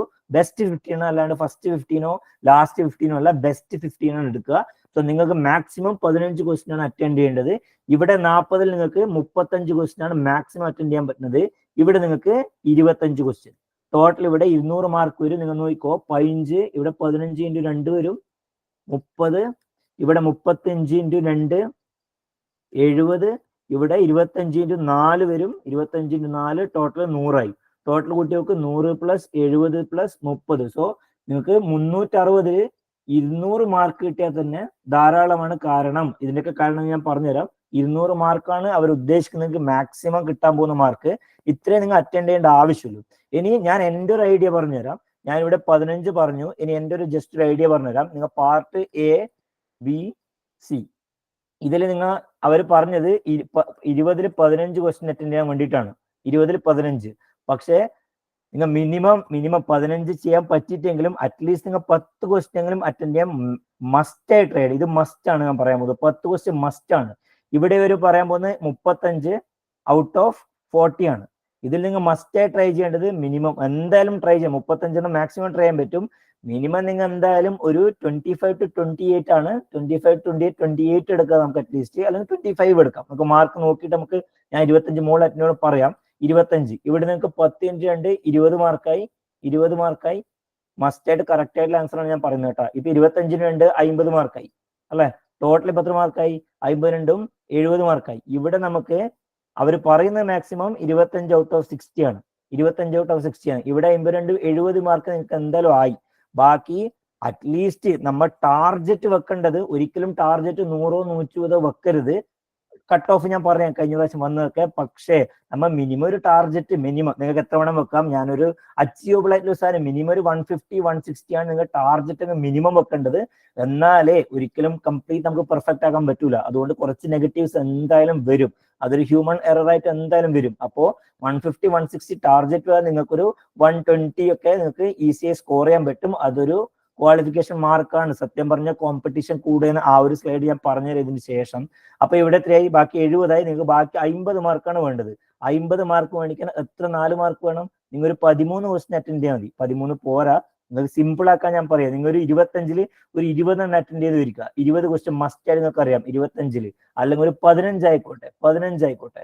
ഞാൻ മിനിമം ആണ് പറയുന്നത് കേട്ടോ, താഴ്ത്തിക്കൊണ്ടുവരിക. 15 ക്വസ്റ്റ്യൻ. ഇവിടെ 15 × 4 എത്രയായി? 60 ആയി. ഇപ്പൊ തന്നെ 60, 50, 110, 130 മാർക്കായി. പക്ഷെ ഇത് ഞാൻ മിനിമം പറയാൻ കാരണം ഞാൻ പറഞ്ഞ നിങ്ങൾ 120 ടാർഗറ്റ് വെച്ച് പോകുന്നത്, അല്ലെങ്കിൽ 130 മാർക്ക് ടാർഗറ്റ് വെച്ച് പോവാണെങ്കിൽ ഞാൻ ഈ പോളിസി വെച്ച് പോവാം. അങ്ങനെയാണെങ്കിൽ നിങ്ങൾക്ക് 130 മാർക്ക് ഷുവർ ആയിട്ട് ഒരു 90 മാർക്കേ കിട്ടാൻ പോകുന്നില്ല. ഞാൻ എൻ്റെ എക്സ്പീരിയൻസ് കൊണ്ട് വെച്ച് പറയാന്ന്. ഞാൻ കുറെ പ്രാവശ്യം നെറ്റ് എഴുതിയ ഒരാളാണ്. പ്രിപ്പയർ ചെയ്യാണ്ട് കുറെ എക്സാം എഴുതിയിട്ടുണ്ട്. പ്രിപ്പയർ ചെയ്തിട്ട് 1-2 പ്രാവശ്യം എഴുതിയിട്ടുള്ളൂ. സോ 90 മാർക്കൊക്കെ കിട്ടുള്ളൂ. നിങ്ങൾ ഒരു 120 മാർക്ക് പഠിച്ചിട്ടാ പോകുന്നെങ്കിൽ നിങ്ങൾക്ക് എന്തായാലും 80 മാർക്ക് കിട്ടുള്ളൂ. ഇതൊക്കെ എറർ വരുന്നതാണ്, ജനറൽ എറർ. പക്ഷെ ഒരു 150, 160 ടാർഗറ്റ് എങ്കിൽ നിങ്ങൾക്ക് എന്തായാലും ഒരു 120 ഒക്കെ നിങ്ങൾക്ക് എന്തായാലും അച്ചീവ് ചെയ്യാൻ പറ്റും. That is actually A cut off mark. കാരണം ഇനി ഇതിൽ തന്നെ പ്രശ്നം എന്താ വരെ വെച്ചാല്, കഴിഞ്ഞ പ്രാവശ്യം JRF എന്താണ് JRF എന്ന് ആദ്യം ഞാൻ പറയാം, എന്നിട്ട് എനിക്ക് ഒന്ന് ഇതിലേക്ക് പോവാം, കട്ട് ഓഫിലേക്ക്. എന്താണ് JRF എന്ന്? ജൂനിയർ റിസർച്ച് ഫെല്ലോ ആണ്. ജൂനിയർ റിസർച്ച് ഫെല്ലോ ഇത് നെറ്റാണ്, നാഷണൽ എലിജിബിലിറ്റി ടെസ്റ്റ്. സത്യം പറഞ്ഞാൽ ഇതൊരു ലെക്ചർഷിപ്പിന്റെ സംഭവമാണ്. ലെക്ചർഷിപ്പ് എന്ന് പറയും സത്യം പറഞ്ഞാൽ. LS എന്ന് പറയും, NET LS ലെക്ചർഷിപ്പ്. നിങ്ങൾക്ക് സത്യം പറഞ്ഞാൽ IIT NIT നെറ്റ് ക്വാളിഫൈ ചെയ്താൽ ഇതിനൊക്കെ സത്യം പറഞ്ഞാൽ ഓരോ കട്ട് ഓഫ് മാർക്ക് ഉണ്ടാവും. JRF ആണ് ഹയർ കട്ട് ഓഫ്. നിങ്ങൾ എക്സാമ്പിൾ വരും, ഞാൻ കഴിഞ്ഞ പ്രാവശ്യം നോക്കിയപ്പോൾ കട്ട് ഓഫ് വന്നതൊക്കെ ഏകദേശം ഒരു 118 അങ്ങനെ എന്തോ ആണ്. ഓക്കെ, നെറ്റിനപ്പോൾ ഏകദേശം ഒരു വാല്യൂ വരുന്നത് എനിക്ക് തോന്നുന്നു 106 അപ്രോക്സിമേറ്റ് വാല്യൂ. അപ്പോ നിങ്ങൾ 118 മാർക്ക് കിട്ടിയ JRF ക്വാളിഫൈഡ് ആണ്, 106 മാർക്ക് കിട്ടിയ LS നെറ്റ് ക്വാളിഫൈഡ്. ഇതിന്റെ ഡിഫറൻസ് എന്താ? നിങ്ങൾക്ക് JRF വെച്ചിട്ടാണ് നിങ്ങൾക്ക് PhD ചെയ്യാൻ പോകാൻ പറ്റുക. PhD ഡോക്ടറൽ റിസർച്ച് ചെയ്യാൻ പോകാൻ പറ്റുക IITs NITs. നിങ്ങൾ നെറ്റ് ക്വാളിഫൈ ചെയ്താൽ നിങ്ങൾക്ക് PhD ചെയ്യാൻ പറ്റൂല. അതുകൊണ്ടാണ് ഞാൻ ബാക്കിയുള്ള ചില ക്രൈറ്റീരിയസ്, ഗേറ്റ്, DST, ഇൻസ്പയർ ഇതൊക്കെ പറഞ്ഞത്. കാരണം നെറ്റ് ക്വാളിഫൈ ചെയ്താൽ നിങ്ങൾക്ക് ആകെ ലെക്ചർഷിപ്പിന് ഇതാ കിട്ടുന്നത്. ഇപ്പൊ നിങ്ങളെ കേരളത്തിലൊക്കെ പല കോളേജുകളിലും UGC പറയുന്നത് നിങ്ങൾക്ക് MSc വിത്ത് നെറ്റാണ്. സോ ലെക്ചർഷിപ്പിനുള്ള ഒരു ജീവിതകാലം മൊത്തം നിങ്ങൾക്ക് ഉപയോഗിക്കാൻ പറ്റുന്ന ഒരു ക്വാളിഫിക്കേഷൻ ആണ് നെറ്റ്. പക്ഷെ JRF ക്വാളിഫൈ ചെയ്താൽ മാത്രമേ നിങ്ങൾക്ക് PhDക്ക് പോകാൻ പറ്റുള്ളൂ ഈ ഒരു CSIR നെറ്റ് എക്സാം വഴി. അല്ലാത്ത ക്വാളിഫിക്കേഷൻ ഞാൻ പറഞ്ഞു കഴിഞ്ഞു. ഗേറ്റ് ഇതൊക്കെ, ഗേറ്റിന് ഇതേമാതിരി കട്ട് ഓഫ് ഉണ്ട്. അതിൽ നിങ്ങൾക്ക് ഒരു ഡിഫറൻസിയേഷൻ ഒന്നുമില്ല. ഗേറ്റ് ക്വാളിഫൈ ചെയ്താൽ ഓരോ റാങ്ക് വെച്ചിട്ട് ഓരോ ഇൻസ്റ്റിറ്റ്യൂട്ട് പോകാറാണ്. സോ ഇതിൽ JRFന്റെ കട്ട് ഓഫ് നിങ്ങൾ പാസ് ചെയ്യുകയാണെങ്കിൽ, കഴിഞ്ഞ പ്രാവശ്യം 118 ആണ്. പണ്ടൊക്കെ ഒരു 10-20 കൊല്ലത്തിനൊക്കെ 100ന്റെ മുകളിൽ പോകാറുണ്ടായിരുന്നില്ല. ഞാൻ പാസ്സായപ്പോൾ 115 JRFന്റെ ക്വാളിഫിക്കേഷൻ. നെറ്റിന്റെ കറക്റ്റ് ഓർമ്മയില്ല, 102 അങ്ങനെ എന്തോ ആയിരുന്നു. കുറച്ച് കാലങ്ങളായി. 115 ഇപ്പൊ നിങ്ങൾ നോക്ക്, കൂടുകയാണ് എപ്പോഴും. കോമ്പറ്റീഷൻ എപ്പോഴും കൂടിക്കൊണ്ടിരിക്കുക. നിങ്ങൾ ജസ്റ്റ് ഒരു 2 മിനിറ്റ് വെറുതെ ഇരുന്നാൽ നിങ്ങളുടെ സൈഡിലേക്ക് കൂടെ 1 ലക്ഷം 2 ലക്ഷം ആൾക്കാർ പോകും പഠിച്ചിട്ട് മുന്നോട്ട്. അപ്പോ നമുക്ക് ടൈം വേസ്റ്റിംഗ് സത്യം പറഞ്ഞാൽ ഇല്ല. ഇങ്ങനെ ഒരു പ്രിപ്പറേഷൻ മൈൻഡിൽ ടൈം മാനേജ്മെന്റ് ഭയങ്കര ഇമ്പോർട്ടന്റ് ആണ്. സത്യം പറഞ്ഞാൽ ഞാനൊക്കെ പ്രിപ്പയർ, ഞാൻ ഒരു എക്സ്പീരിയൻസ് ഷെയർ ചെയ്ത് വെച്ചാൽ ഞാൻ 6 months കൊണ്ട് പ്രിപ്പയർ ചെയ്ത് ക്ലിയർ ചെയ്ത ഒരാളാണ്. ആ സമയത്ത് സത്യം പറഞ്ഞാൽ ഇങ്ങനത്തെ കോച്ചിങ്ങിനെ കുറിച്ചും കൂടുതൽ വിവരം ഉണ്ടായിരുന്നില്ല കുറച്ച് കാലം മുന്നേ. 6 months കൊണ്ട് ക്ലിയർ ചെയ്ത ഒരാളാണ്. ഞാൻ ഒരു കോച്ചിങ്ങിന് പോയിട്ട് ക്ലിയർ ചെയ്തതാണ്. അവസാനത്തെ 2 to 3 months ഒക്കെ ഒരു 14-15 hours ഒക്കെ ഞാൻ പഠിച്ചിട്ടുണ്ടായിരുന്നു. 14-15 hours. അത് വെച്ചിട്ട് ഒരാളും നാളെ മുതൽ 14 hours നമുക്ക് പഠിക്കാൻ പറ്റില്ല. ഇതൊക്കെ സ്റ്റെപ്പ് ബൈ ഗ്രോത്ത് ആണ്. ഫസ്റ്റ് ദിവസം നിങ്ങൾക്ക് 15 മണിക്കൂറൊന്നും പഠിക്കാൻ പറ്റൂല. പക്ഷെ ഓരോ മണിക്കൂർ കൂട്ടി നിങ്ങൾ ചെറിയ ഒരു 15 മിനിറ്റ് കൂട്ടുന്നതൊക്കെ സത്യം പറഞ്ഞാൽ ഒരു വലിയ കൂടുതലാണ്. ടോട്ടൽ ഒരു മാസം കഴിയുമ്പോൾ നിങ്ങൾക്ക് 15 മിനിറ്റ് കൂട്ടുന്നതൊക്കെ വ്യക്തമായിട്ട് അറിയാൻ പറ്റില്ല. പക്ഷെ നിങ്ങൾ വല്ലാണ്ട് ടൈം കൂടിയിട്ടുണ്ടാവും പഠിക്കുന്നതിൽ. കുറച്ചൊക്കെ ഇൻട്രസ്റ്റ് വെക്കാൻ പറ്റും. ഇതൊക്കെ പറ്റാവുന്ന അച്ചീവബിൾ ആയിട്ടുള്ള ഒരു ടൈമാണ് ഇതൊക്കെ. ബാക്കി 10 hour ബാക്കിയുണ്ട്. ഓക്കെ, അപ്പൊ ഇതൊക്കെ സാധിക്കാൻ പറ്റുന്ന ഒരു സാധനങ്ങളാണ്. അപ്പൊ നെറ്റിന്റെ ഒരു പാറ്റേൺ മനസ്സിലാക്കുക, എങ്ങനെ പഠിക്കണം എന്ന് മനസ്സിലാക്കുക. അപ്പോൾ ഈ സ്ട്രാറ്റജികൾക്ക് കുറച്ചൊക്കെ സത്യം പറഞ്ഞാൽ നമ്മൾ എക്സാമിനോട് അടുക്കുമ്പോൾ നമ്മൾ പറഞ്ഞിട്ടേ കാര്യമുള്ളൂ. പക്ഷേ ഇതിൽ തന്നെ ഞാൻ പറഞ്ഞ party A, party B, party C, പാർട്ടിയെ കുറിച്ച് കൂടുതൽ സംസാരിക്കാനില്ല. ഒരാളും അതിനെക്കുറിച്ച് കൂടുതൽ വറിയൊന്നാവേണ്ട ആവശ്യമില്ല. പാർട്ടിയിൽ നിങ്ങൾക്ക് എന്തായാലും കണ്ണുമൂട്ടി പോയാൽ തന്നെ 10 ക്വസ്റ്റ്യൻ അറ്റൻഡ് ചെയ്യാൻ പറ്റും. കാരണം MSc qualification just basic mathematic reasoning skills ഒക്കെയാണ് ചോദിക്കുക. പക്ഷെ പാർട്ട് ബിയും പാർട്ട് സിയും വെരി ഇമ്പോർട്ടന്റ്. പാർട്ട് സി ആണ് നമ്മളെ ഏറ്റവും ഇമ്പോർട്ടന്റ് പോർഷൻ. ഇവിടെയാണ് ശരിക്കും പറഞ്ഞാൽ നമ്മളെ കണ്ടന്റ് എത്രത്തോളം നമുക്ക് കെമിസ്ട്രി കണ്ടന്റ് ബേസിക് അറിയാന്ന് മനസ്സിലാക്കുക. ബി പാർട്ടിന്റെ പ്രശ്നം ഞാൻ പറഞ്ഞുതരാം. 40 ക്വസ്റ്റ്യൻ ആണ് ഉണ്ടാവുക. ആ ബി പാർട്ടിന്റെ പ്രശ്നം എന്താ വെച്ചാൽ, ഈ ഒരു പാർട്ട് പറഞ്ഞാല് കമ്പാരിറ്റീവ്ലി സിമ്പിൾ ക്വസ്റ്റ്യൻസ് ആയിരിക്കും. പക്ഷേ ഇതിന്റെ പ്രശ്നം വെച്ചാൽ ഇത് ട്രിക്കി ക്വസ്റ്റ്യൻസ് ആയിരിക്കും. കാരണം ഇതിന്റെ പ്രശ്നം വെച്ചാൽ നിങ്ങൾ കാണുമ്പോൾ ആ ക്വസ്റ്റ്യൻ നിങ്ങൾക്ക് ആൻസർ അറിയാം, നിങ്ങൾ കണ്ടിട്ടുണ്ടെങ്കിൽ പഠിച്ചിട്ടുണ്ട് മനസ്സിലാക്കും. പക്ഷേ അതിലെന്തെങ്കിലും അവർ ഹൈഡ് ചെയ്തിട്ടുണ്ടാവും. ഷുവറായി നെഗറ്റീവ് മാർക്ക് കൂടുതൽ കിട്ടാൻ പോകുന്ന ഒരു പാർട്ടാണ് പാർട്ട് ബി. നിങ്ങൾക്ക് കൂടുതൽ നെഗറ്റീവ് മാർക്ക്, പല കുട്ടികളും നെഗറ്റീവ് മാർക്ക് മേടിച്ചു കൊണ്ടുവന്ന ഒരു പാർട്ടാണ് പാർട്ട് ബി. കാരണം അത് സിമ്പിൾ ക്വസ്റ്റ്യൻസ് ആയിരിക്കും, പക്ഷേ വളരെ ട്രിക്കി ആയിരിക്കും. രണ്ടാമത് ചിന്തിക്കാണ്ട് എഴുതിയ ഉറപ്പായി നെഗറ്റീവ് മാർക്ക് മേടിക്കാൻ പറ്റുന്ന സാധനമാണ് ബി പാർട്ട്. കമ്പാരിറ്റീവ്ലി ഈസി ആയിരിക്കും. പക്ഷെ പാർട്ട് സി എന്ന് പറയുന്നത് ഇതിൽ തന്നെ 40 ക്വസ്റ്റ്യൻ സത്യം പറഞ്ഞാൽ നിങ്ങൾ ഫിസിക്കൽ, ഇനോർഗാനിക്, ഓർഗാനിക് എടുക്കുകയാണെങ്കിൽ ഒരു ആവറേജ് 13, 39 കുറച്ച് അങ്ങോട്ടും ഇങ്ങോട്ടും വേരിയേഷൻ വരും. ഒരു ക്വസ്റ്റ്യൻ എപ്പോഴും ഒന്ന് അധികം വരും. ഒരു 39 ക്വസ്റ്റ്യൻ ആയില്ലേ. ഇത് ഇങ്ങനെയാണ് ഡിവൈഡ് ചെയ്യാൻ പോകുന്നത്. ഇനി സി പാർട്ടിൽ 60 ക്വസ്റ്റ്യൻ ഉണ്ട്. ഇത് 20, 20, 20. ഇതിൽ തന്നെ നിങ്ങൾ നോക്കുക, 3 സബ്ജക്ട് ഉണ്ട്, ഫിസിക്കല്, ഇനോർഗാനിക്, ഓർഗാനിക്. നിങ്ങൾക്ക് ഒരു ഡൗട്ട് വരും. അതായത് ഇപ്പൊ 60 ക്വസ്റ്റ്യൻ ഉണ്ട്. 60 ക്വസ്റ്റ്യൻ ഉണ്ട്. ഇതിലാകെ 25 ക്വസ്റ്റ്യൻ ആണ് അവർ അറ്റൻഡ് ചെയ്യാൻ വരുന്നത്. ഇത്രയും വലിയൊരു എക്സാം, ഇത്രയും ഇമ്പോർട്ടൻ്റ് ഒരു എക്സാം, അതിൽ അവർ എന്തുകൊണ്ടാണ് 60-ൽ ഒരു 50% പോലും ഇല്ല ഇത് അത്തപ്പോലെ അറ്റൻഡ് ചെയ്യുന്നു പറയുന്നത്? കാരണം ആ CSER അവർ പ്രോപ്പർ ആയിട്ട് എയിം പറയുന്നുണ്ട്. നിങ്ങൾ ഇത് കഴിഞ്ഞിട്ട് എന്തിനാണ് പോവുക? PhD-ക്കാണ് പോവുക. PhD-ക്ക് പോകുമ്പോൾ നിങ്ങൾ ഒരിക്കലും ഫിസിക്കൽ കെമിസ്ട്രി, ഇനോർഗാനിക് കെമിസ്ട്രി, ഓർഗാനിക്കിൽ പോവില്ല. അതിൽ വീണ്ടും അതാണ് സ്പെഷ്യലൈസേഷൻ. അത് കഴിഞ്ഞിട്ടാണ് വരേണ്ടത്. അത് കഴിഞ്ഞിട്ട് വരുമ്പോൾ ഓരോ സ്പെഷ്യലൈസേഷൻ വരും. ഫിസിക്കൽ തന്നെ പല സ്പെഷ്യലൈസേഷൻ വരും. ക്വാണ്ടം ഓരോരോ വർക്കായിട്ട്. ഓർഗാനിക് തന്നെ പല വേരിയേഷൻസ് ഉണ്ട്. ഓർഗാനിക് റിസർച്ച് സത്യം പറഞ്ഞാൽ കംപ്ലീറ്റ് ആയി എന്ന് പറയും. അത്രയും കവറപ്പ് ചെയ്തിട്ടുണ്ട് ഓർഗാനിക് കെമിസ്ട്രി ഒക്കെ. ഇനോർഗാനിക്കിൽ വേറെ പല അധികം സ്പെഷ്യലൈസേഷൻ ടോപ്പിക്സ് ഉണ്ട്. അപ്പോ നിങ്ങൾ ഒരാൾ ഓർഗാനിക് PhD-ക്ക് പോകുന്ന ഒരാളെന്ന് വിരിക്കും, ഓർഗാനിക് ടോപ്പിക്സ്. അപ്പോ സത്യം പറഞ്ഞാൽ 20 വരുമ്പോൾ അവര് പറയുന്നതെന്ന് വെച്ചാല് നിങ്ങൾക്ക് ഈ ഒരു ഓർഗാനിക് പാർട്ടിന്ന് നിങ്ങൾ ഓർഗാനിക് ആണ് മാക്സിമം പഠിച്ചിട്ട് പോകുന്നത്. ആ ഓർഗാനിക് പോകുന്ന ഒരു കുട്ടിക്ക് ഇതിപ്പോ ഫിസിക്കൽ ആണെന്ന് വിരിക്കുക, ഫിസിക്കൽ, ഓർഗാനിക്, ഇനോർഗാനിക്. ഫിസിക്കലിന്റെ ടോപ്പിക് അത്ര ഇമ്പോർട്ടൻസ് ആവശ്യമില്ല. ഓർഗാനിക് ആണ് ഹയർ സ്റ്റഡി പോകാൻ താല്പര്യമില്ല കുട്ടികൾക്ക്. ഇത് മൂന്നും ഒരുമിച്ച് പഠിക്കുക വെച്ചാൽ കമ്പാരിറ്റീവ്ലി ഭയങ്കര ടഫ് ആയിട്ടുള്ള ജോബാണ്. സോ ഓർഗാനിക് പോകുന്ന ഒരാൾക്ക് ഇതിൽ ചിലപ്പോൾ 18 ക്വസ്റ്റൻ ആ കുട്ടിക്ക് അറ്റൻഡ് ചെയ്യാൻ പറ്റുമായിരിക്കും. കാരണം ഓർഗാനിക് ആണ് അവന്റെ സ്ട്രെങ്ത്. ഇനോർഗാനിക് ജനറലി കോമ്പിനേഷൻ വരിക ഫിസിക്കൽ പ്ലസ് ഇനോർഗാനിക്, അല്ലെങ്കിൽ ഓർഗാനിക് പ്ലസ് ഇനോർഗാനിക്. കാരണം നമ്മ ഫിസിക്കലും ഓർഗാനിക്കിലും മാർക്ക് കിട്ടാൻ വേണ്ടി ഇടുന്ന എഫേർട്ടിന്റെ ഒരു 50% ഞാൻ പറയില്ല, ബട്ട് സ്റ്റിൽ കമ്പാരിറ്റീവ്ലി കുറച്ച് കുറവ് എഫേർട്ട് ഇട്ടാൽ തന്നെ ഇനോർഗാനിക്കിൽ നമുക്ക് മാർക്സ് സ്കോർ ചെയ്യാൻ പറ്റും. അതുകൊണ്ടാണ് അങ്ങനത്തെ ഒരു കോമ്പിനേഷൻ വന്നത്. സോ ഇനോർഗാനിക്കിൽ 20 നിങ്ങൾ ഒരു 10 ക്വസ്റ്റ്യൻ അറ്റൻഡ് ചെയ്യേണ്ട. 10 ക്വസ്റ്റ്യൻ അറ്റൻഡ് ചെയ്താൽ നിങ്ങൾക്ക് 25 ക്വസ്റ്റ്യൻ നമുക്ക് അറ്റൻഡ് ചെയ്യേണ്ടു. സ്റ്റിൽ നമുക്ക് 28 ക്വസ്റ്റ്യൻ ഇവിടെ വന്നു ഫിസിക്കൽ അറ്റൻഡ് ചെയ്യുന്നേ ഇല്ലെങ്കിൽ. അതാണ് പറയുന്നത്. അതാണ് ആ എക്സാമിന്റെ എയിം എന്ന് പറയുന്നത്. 25 ക്വസ്റ്റ്യന്റെ എയിം അതാണ്. നിങ്ങൾക്ക് ഫിസിക്കലാണ് ഏതെങ്കിലും ഒരു ടോപ്പിക്കിലാണ് നിങ്ങൾക്ക് താല്പര്യം, നിങ്ങളുടെ ഇൻട്രസ്റ്റ്. സത്യം പറഞ്ഞാൽ MSc കഴിയുമ്പോൾ തന്നെ നിങ്ങൾക്ക് മനസ്സിലാവും ഓർഗാനിക്കിൽ തന്നെ എനിക്ക് ഈ ഒരു ഏരിയ ആണ് താല്പര്യം, അല്ലെങ്കിൽ ഫിസിക്കലിൽ ഒരു ക്വാണ്ടം ആ ഒരു ഏരിയ ആണ് എനിക്ക് താല്പര്യം, അല്ലെങ്കിൽ ഇനോർഗാനിക്കിൽ ഈ ഒരു ഓർഗാനിക് മെറ്റാലിക് കെമിസ്ട്രി പഠിക്കാനാണ് താല്പര്യം. അപ്പൊ നിങ്ങൾ അത് പ്രോപ്പറായി നിങ്ങൾ മനസ്സിലുണ്ടെങ്കിൽ ഈ ഒരു സംഭവം നമുക്ക് ഉണ്ടാക്കാൻ പറ്റുന്നേ ഉള്ളൂ. അപ്പോ ഞാൻ പറയാം, ബേസിക്കലി കൺക്ലൂഷൻ എന്ന് പറയുന്നത് ഓർഗാനിക്, ഇനോർഗാനിക്, ഫിസിക്കൽ ഉണ്ടെങ്കിൽ നിങ്ങൾ സത്യം പറഞ്ഞാൽ നിങ്ങൾ അറ്റ്ലീസ്റ്റ് ഒരു ഏരിയയെങ്കിലും നിങ്ങൾ വളരെ സ്ട്രോങ് ആയിട്ട് വെക്കാൻ ശ്രമിക്കുക. ഒരു 95% മാർക്ക് സ്കോർ ചെയ്യാൻ സാധിക്കണം നിങ്ങൾക്ക് ഏതെങ്കിലും ഒരു ഏരിയ, ഫിസിക്കലോ ഓർഗാനിക്കോ. അതിൽ തന്നെ ഫിസിക്കലോ ഓർഗാനിക്കോ ഞാൻ പറയൂ, കാരണം ഇനോർഗാനിക് ജനറലി കുട്ടികൾ സ്കോർ ചെയ്യുന്ന ഒരു പാർട്ടാണ്. സോ ഓർഗാനിക്, ഫിസിക്കൽ ഏതെങ്കിലും ഒന്ന് നിങ്ങൾ വളരെ സ്ട്രോങ് ആയിട്ടുള്ള ഏരിയ വെക്കുക. ഇത് കവർ ചെയ്യാനൊരു ട്രിക്കാണ് ഞാൻ പറയുന്നത്. അല്ലെങ്കിൽ ഫിസിക്കൽ അല്ലെങ്കിൽ ഓർഗാനിക് ഇതിൽ തന്നെ 95, ബാക്കിയിലെ ഇനോർഗാനിക് കവർ ചെയ്യാൻ. ഇനോർഗാനിക്കിൽ 100% നിങ്ങൾക്ക് അറ്റ്ലീസ്റ്റ് ഒരു 40 to 50% കവർ ചെയ്യാൻ തന്നെ നിങ്ങൾ ഫിസിക്കൽ അറ്റൻഡ് ചെയ്തിട്ടെങ്കിലും നിങ്ങൾക്ക് മാർക്ക് സ്കോർ ചെയ്യാം, അല്ലെങ്കിൽ ഇത് ക്ലിയർ ചെയ്യാൻ പറ്റുന്ന ചാൻസ് കൂടുതലാണ്. മനസ്സിലായോ? അപ്പോ ഇതിൽ തന്നെ ഞാൻ വേണമെങ്കിൽ ലാസ്റ്റ് ഒരു കൺക്ലൂഷൻ, എന്റെ ടൈം സത്യം പറഞ്ഞാൽ കഴിഞ്ഞു, ജസ്റ്റ് ലാസ്റ്റ് ആയിട്ടൊന്ന് പറയാം. ഇതിൽ തന്നെ നിങ്ങൾക്ക് സ്ട്രാറ്റജി എന്ന രീതിയിൽ ഞാൻ അവസാനം പറഞ്ഞിട്ട്, ഇപ്പോൾ ഓർഗാനിക് തന്നെ മെയിൻ ആയിട്ട് നമ്മളൊക്കെ പഠിക്കുമ്പോൾ ഇതൊക്കെയായിരുന്നു അപ്ലൈ ചെയ്യുക. അതായത് 150 മാർക്സിന് ഒരു ടോപ്പിക്സ് ഉണ്ട്. നിങ്ങളെ സിലബസ് നോക്കിയാൽ തന്നെ നിങ്ങൾക്ക് മനസ്സിലാവും എത്രത്തോളം ടോപ്പിക്സ് അവർ തന്നിട്ടുണ്ട്. പക്ഷെ 150 മാർക്സിന് നമ്മൾ പഠിക്കാൻ പോകുന്ന ടോപ്പിക്സ് ഞാനൊക്കെ ആ സമയത്ത് അപ്ലൈ ചെയ്ത. ഇപ്പോൾ ഓർഗാനിക്കിൽ മൂന്ന് ഇമ്പോർട്ടൻറ്റ് ടോപ്പിക്സ് ഉണ്ട്, ഇനോർഗാനിക്കിൽ 3 ഇമ്പോർട്ടൻറ്റ് ടോപ്പിക്സ് ഉണ്ട്, ഫിസിക്കലി ജനറലി 4 ടോപ്പിക്സ് ഉണ്ട്. ഇതൊക്കെ ഞാൻ ജസ്റ്റ് ഒന്ന് നോട്ട് ചെയ്ത് പറയാം, നിങ്ങൾ കേട്ട ടോപ്പിക്സ്. ഓർഗാനിക്കിൽ മെയിൻ ആയിട്ട് റിയാക്ഷൻ മെക്കാനിസം എന്നൊരു ടോപ്പിക് ഉണ്ട്, റിയാക്ഷൻ മെക്കാനിസം. പിന്നെ റിയേജന്റ് കെമിസ്ട്രി ഉണ്ട്, റിയേജന്റ് കെമിസ്ട്രി. അതുപോലെ തന്നെ മൂന്നാമത്തെ പറയുന്നത് റിയേജന്റ് കെമിസ്ട്രി. പിന്നെ പറയുന്നത് നെയിംഡ് റിയാക്ഷൻസ്.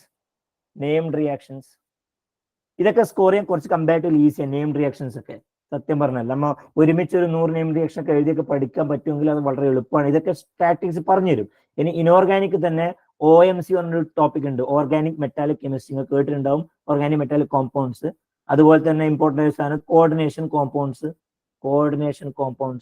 പിന്നെ ഒരു ഇമ്പോർട്ടൻറ്റ് ടോപ്പിക് ആണ് കെമിക്കൽ ബോണ്ടിങ്. അതുപോലെ ഫിസിക്കലില് ഇമ്പോർട്ടൻ്റ് ആയ ടോപ്പിക്സ് ആണ് ഒന്ന് electro chemistry, kinetics, chemical kinetics, പിന്നെ ക്വാണ്ടം കെമിസ്ട്രി, പിന്നെ ഗ്രൂപ്പ് തിയറി. ഇതിൽ തന്നെ വെരി ഇമ്പോർട്ടൻ്റ് നമുക്ക് ഓരോ ടോപ്പിക് വേണമെങ്കിൽ മെൻഷൻ ചെയ്യാം. ഇത് ക്വാണ്ടം കെമിസ്ട്രി ഒക്കെയാണ് സത്യം പറഞ്ഞാൽ കൂടുതൽ മാർക്ക് ചോദിച്ചിട്ടുള്ളത്. ഇതിൽ സത്യം പറഞ്ഞാൽ ഇതിൽ കൂടുതൽ ഇമ്പോർട്ടന്റ് ഓർഗാനിക് മെറ്റാലിക് കെമിസ്ട്രി, ഇത് രണ്ടൊക്കെ തന്നെയാണ്. കെമിക്കൽ ബോണ്ടിങ്ങുകളെക്കാളും ഇതിലും സത്യം പറഞ്ഞാൽ റിയാക്ഷൻ മെക്കാനിസവും റിയേജന്റ് ഒക്കെ തന്നെയാണ് ഇമ്പോർട്ടന്റ്. ഇത് നിങ്ങൾ എടുത്തു നോക്കി. ഇത് ഞാൻ പറയാൻ കാരണം ഈ ഒരു 10 ടോപ്പിക് ഞാൻ പറയാൻ കാരണം നിങ്ങൾ ഒരു 2020 ശേഷമില്ല CSIR നെറ്റിന്റെ പരീക്ഷയുടെ മാർക്കിംഗ് സിസ്റ്റം നോക്കിക്കോളൂ. ഈ ഓർഗാനിക്കിൽ സത്യം പറഞ്ഞാൽ ഈ ഒരു 3 ടോപ്പിക്കിന് ചോദിച്ചത് ആവറേജ് ആണ് പറയുന്നത് കേട്ടോ. ആവറേജ് 50 മാർക്ക് വെച്ചിട്ട് ഇതിന് എല്ലാത്തിൽ നിന്നും ചോദിച്ചിട്ടുണ്ട്. നിങ്ങൾ ചെക്ക് ചെയ്തോ ഷുവർ ആയിട്ട് നിങ്ങൾക്ക് കാണാൻ പറ്റും. ഇതിൽ 3 കൂട്ടിയാൽ തന്നെ നിങ്ങൾക്ക് 150 മാർക്കായി. അത് വെച്ചിട്ട് ഞാൻ ഒരിക്കലും ഈ 3 ടോപ്പിക്ക് പഠിക്കേണ്ടെന്നല്ല പറയുന്നത് കേട്ടോ. ഇങ്ങനെ പല സ്ട്രാറ്റജീസും നമ്മളെ ഇൻസ്റ്റിറ്റ്യൂട്ടിൽ ചേർന്ന് നിങ്ങൾ പഠിക്കുകയാണെങ്കിൽ നിങ്ങൾക്ക് ഇതൊക്കെ അച്ചീവ് ചെയ്യാൻ പറ്റുന്ന ഒരു കാര്യമാണ്. കാരണം കൂടുതൽ ടെൻഷൻ അടിച്ച് സിലബസ് മൊത്തം കവർ ചെയ്യാൻ അങ്ങനത്തെ ഒരു ആവശ്യം വരുന്നില്ല. അങ്ങനത്തെ ഒരു ചോദ്യം പല കുട്ടികളും ചോദിക്കുന്നതാണ്, നമ്മൾ കെമിസ്ട്രി എല്ലാ സിലബസും കവർ ചെയ്യണോ? അതിന്റെ ആവശ്യം നമുക്ക് വരുന്നില്ല. 360 മാർക്ക് തന്നെ 360 മാർക്ക് നമ്മൾ സ്കോർ ചെയ്യേണ്ട ആവശ്യമില്ല. അതുകൊണ്ട് എല്ലാ ടോപ്പിക്സും എല്ലാം കവർ ചെയ്ത് ഈ പരീക്ഷയ്ക്ക് പോകാനും വിചാരിച്ച ഭയങ്കര ടഫാണ്. കാരണം എത്ര പഠിച്ച ഒരാളായാലും, ഞാൻ കുറെ കോമ്പറ്റീറ്റീവ് എക്സാം എഴുതിയ ഒരാളാണ്, അതിന്റെ എക്സ്പീരിയൻസ് പറയുന്നതാണ്. CSIR നെറ്റിലൊക്കെ നമുക്ക് ഉച്ചയ്ക്ക് ശേഷമാണ് ജനറൽ പരീക്ഷ ഉണ്ടാവുക. ഇപ്പോഴത്തെ എന്താണ് അവസ്ഥ? ഞാനൊക്കെ എഴുതിയപ്പോൾ ഉച്ചയ്ക്ക് ശേഷമായിരുന്നു. 3 മണിക്കൂർ കൊണ്ട് നിങ്ങൾ എന്താണോ ചെയ്യുന്നത് അതാണ് നിങ്ങളെ പുറത്ത് വരാൻ പോകുന്ന ഔട്ട്പുട്ട്. അല്ലാതെ നിങ്ങൾ അതിനു മുന്നേ ഡെയിലി 24 മണിക്കൂറും പഠിച്ചിട്ടുണ്ട് പറഞ്ഞിട്ട് കാര്യമില്ല.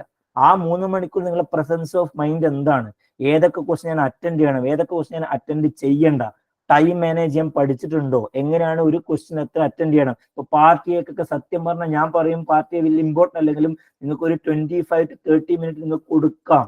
ആ 15 മാർക്ക് നിങ്ങൾക്ക് 15 ക്വസ്റ്റ്യൻ സുഖം അറ്റൻഡ് ചെയ്ത് മാർക്ക് മേടിക്കാം. 30 മാർക്ക് ഷുവറായി മേടിക്കാൻ പറ്റുന്ന സാധനങ്ങളാണ്. ആ ടൈം മാനേജ്മെന്റ് നിങ്ങൾ ചെയ്തിട്ടുണ്ടോ? ഇതൊക്കെയാണ് ആ 3 മണിക്കൂർ നിങ്ങൾ പ്രസൻസ് ഓഫ് മൈൻഡ് പറയുക. അല്ലാതെ കുറെ കെമിസ്ട്രി പഠിച്ചു പോയിട്ട് ആ 3 മണിക്കൂർ കൊണ്ട് ഒന്നും ചെയ്യാൻ പറ്റുന്നില്ലെങ്കിൽ പരീക്ഷയ്ക്ക് നമുക്ക് ക്വാളിഫൈ ചെയ്യാൻ പറ്റില്ല. ഔട്ട്പുട്ട് അതാണ്. അപ്പൊ ആ 3 മണിക്കൂർ നിങ്ങൾ എന്ത് ചെയ്യുന്നു? അപ്പൊ കുറെ കെമിസ്ട്രി ഡെപ്തായി പഠിക്കുമെന്ന് മാത്രമല്ല, നിങ്ങളെ ടൈം മാനേജ്മെന്റ്, പരീക്ഷയെ നിങ്ങൾ എങ്ങനെ കാണുന്നു, ഇതൊക്കെ എങ്ങനെയാണ് ആ 3 മണിക്കൂർ നിങ്ങൾ എക്സാം അറ്റൻഡ് ചെയ്യുന്നത്, ഇതൊക്കെയാണ് ഇമ്പോർട്ടൻസ്. അല്ലാതെ കുറെ പഠിക്കുമെന്ന് മാത്രമല്ല, അത് ഇമ്പോർട്ടന്റ് ആണ്. ആദ്യത്തെ ഇപ്പൊ ഒരു 6 മാസത്തെ പ്രിപ്പറേഷൻ ആണ്. ഞാൻ എക്സാമ്പിൾ പറയുകയാണെങ്കിൽ ആദ്യത്തെ ഒരു 2 to 3 months ഒക്കെ സത്യം പറഞ്ഞാല് ബേസിക് ആയിട്ടുള്ള ഐഡിയാസ് ഉണ്ടാക്കലാണ്. ബാക്കി അതായത് ഹാർഡ് വർക്ക് എന്ന് പറയും. നമ്മളിപ്പോ ഒരു എക്സാമ്പിൾ നിങ്ങൾ പറയാൻ വെച്ചാൽ ഒരു 100 ക്വസ്റ്റ്യൻ പഠിക്കണം എന്ന് വരിക. നമ്മൾ ആദ്യം തന്നെ സ്മാർട്ട് വർക്ക് ചെയ്യാൻ പറ്റൂല. നമ്മൾ എന്ത് ചെയ്യുക, 100 ക്വസ്റ്റ്യൻ പ്രോപ്പറായി പഠിക്കും. അതായത് ഈ 2-3 മാസം എന്ന് വിചാരിക്കുക. അവസാനത്തെ മാസം നമ്മൾ എന്ത് ചെയ്യും, കുറച്ചും കൂടെ ട്രിക്ക് വരാമായിട്ട്. അതാണ് പറയുന്നത് സ്മാർട്ട് വർക്ക്. ഹാർഡ് വർക്കാണ് സ്മാർട്ട് വർക്ക് ആവേണ്ടത്. 100 ക്വസ്റ്റ്യൻ നമ്മൾ എന്ത് ചെയ്യും, 100 ക്വസ്റ്റ്യനെ 10 ക്വസ്റ്റ്യൻ ഉള്ള ഒരു കാറ്റഗറീസ് ആയി മാറ്റും. ഈ ഒരു 10 ക്വസ്റ്റ്യൻ സിമിലർ ആണ്, ഈ ഒരു 10 ക്വസ്റ്റ്യൻ സിമിലർ ആണ്. അപ്പൊ നമുക്ക് ഒരു 10 ഗ്രൂപ്പ് ഓഫ് ക്വസ്റ്റ്യൻസ് കിട്ടി. ഇനി അതിലും കൂടുതൽ സ്മാർട്ട് വർക്ക് ചെയ്യാം. അതിലും കൂടുതൽ സ്മാർട്ട് വർക്ക് എന്താ, ഈ 10 ക്വസ്റ്റ്യൻ തന്നെ ജനറലി ചോദിച്ച ചോദ്യങ്ങൾ ഈ 10 ഒരു 2-3 ക്വസ്റ്റ്യൻസ് ആണ് ചോദിച്ചു വരാറ്. ഇതാണ് സാറ് പറഞ്ഞത്. 10 ഇത്ര ടോട്ടൽ. അപ്പൊ നിങ്ങൾ 100 ക്വസ്റ്റ്യൻ പഠിക്കേണ്ടത് ചിലപ്പോൾ ഒരു 10 ക്വസ്റ്റ്യൻ പഠിച്ചാൽ തന്നെ നിങ്ങൾക്ക് ആ 100 ക്വസ്റ്റ്യൻ പഠിച്ച ഒരു ഇമ്പാക്ട് ഉണ്ടാവും. പക്ഷെ ആദ്യം തന്നെ ഈ ഒരു സ്മാർട്ട് വർക്ക് ചെയ്താൽ പോയാൽ കാര്യം നടക്കൂല. സോ ഹാർഡ് വർക്ക് ആണ് ഇമ്പോർട്ടന്റ്. ആ ഒരു സ്റ്റാർട്ടിങ് സാധനമാണ്. 6 മാസം ഉദ്ദേശിച്ച് നിങ്ങൾക്കത് 2 കൊല്ലത്തെ എക്സ്റ്റെൻഡ് ചെയ്തിട്ട് അതിന്റെ ഈക്വലൈസ് ചെയ്ത് നോക്കാൻ പറ്റും. പ്രൊപ്പോർഷൻ നോക്കിയാൽ മതി. അപ്പോൾ ഇതൊക്കെയാണ് ഒരു ഐഡിയ. ടോട്ടൽ ബാക്കിയും സത്യം പറഞ്ഞ ഫെലോഷിപ്പിന്റെയും പല ഐഡിയാസും ഷെയർ ചെയ്യാനുണ്ട്. നമ്മൾ ടൈം കുറച്ച് കുറവായതുകൊണ്ട് മാത്രമാണ് ഞാൻ ഇവിടെ നിർത്താൻ പോകുന്നത്. ബാക്കി നിങ്ങൾക്ക് എന്തുണ്ടെങ്കിലും ഇൻസ്റ്റിറ്റ്യൂട്ട് വഴിയും ബാക്കിയില്ലേ നിങ്ങളുടെ കോഴ്സിന് ചേരുന്നുണ്ടെങ്കിൽ ടീച്ചേഴ്സ് കൂടിയും ഫാക്കൽറ്റീസ് കൂടിയും നിങ്ങൾ ക്ലാസ് എടുക്കുമ്പോഴും അല്ലാതെ നിങ്ങൾക്ക് അറിയാൻ പറ്റും.